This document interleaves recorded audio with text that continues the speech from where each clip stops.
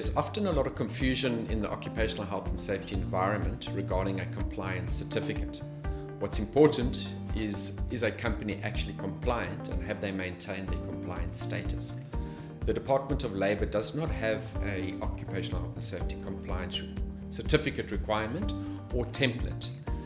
When occupational health and safety service providers assist a company in achieving compliance and compliance over a long period of time, the service provider is comfortable to issue a compliance certificate or compliance letter because they've actively been involved in that company in achieving compliance status.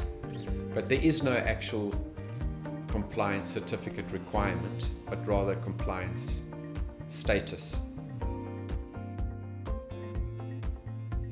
Well, you need a compliance certificate or letter or compliance status because by being compliant with the Occupational Health and Safety Act, you create a healthy, safe and prepared working environment.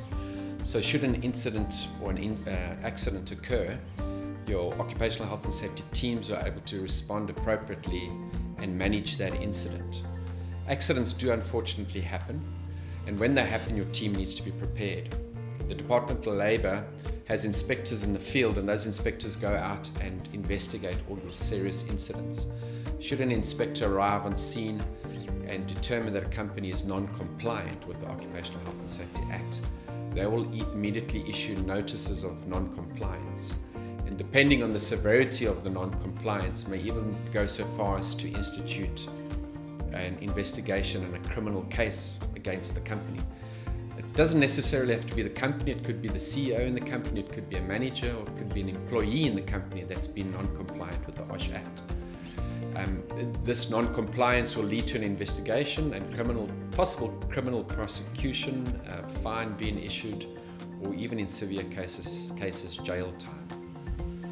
So it's important for all companies to ensure that they comply with the Act, that when the incidents occur and the Department of Labour inspector comes to investigate, they achieve a compliance status.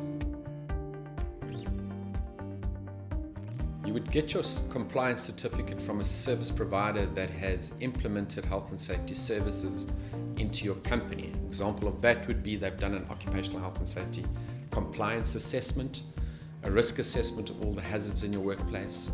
They've done occupational health and safety training, they've implemented equipment, they've practiced evacuation drills and worked with your company over a period of time and are comfortable in issuing your compliance letter or certificate.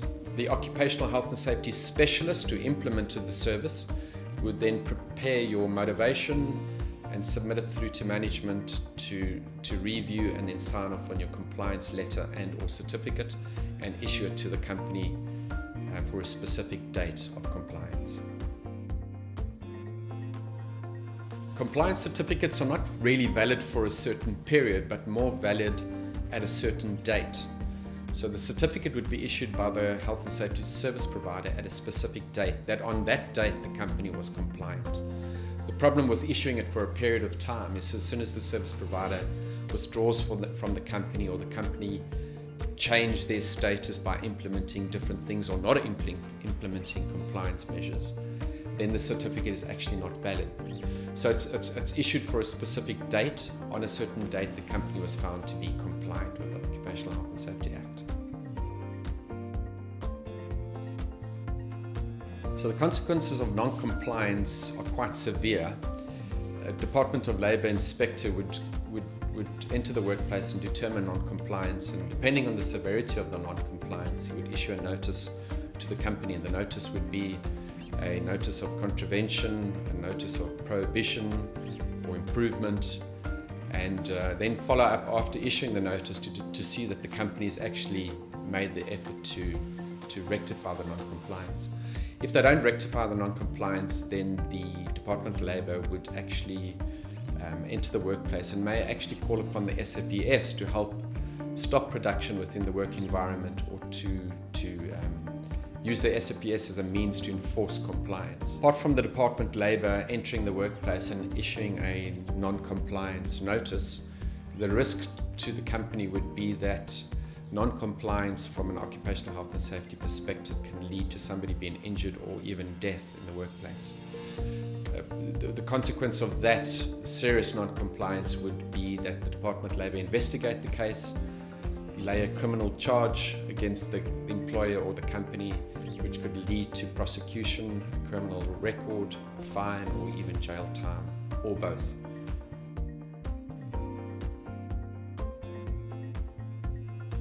So a company would look for a service provider that has all the correct accreditations and able to implement OHS compliance within the workplace.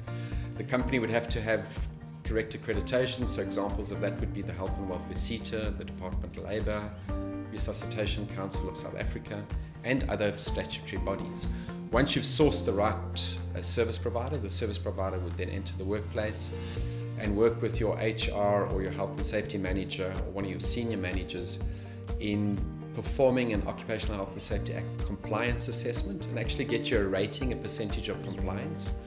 Thereafter, perform risk assessments in the workplace, covering the entire workplace, to determine where your risks are and how severe those risks are. The idea there is then to implement a risk reduction process or management system that reduces the risks and in so doing reduces the possibility of accidents and incidents.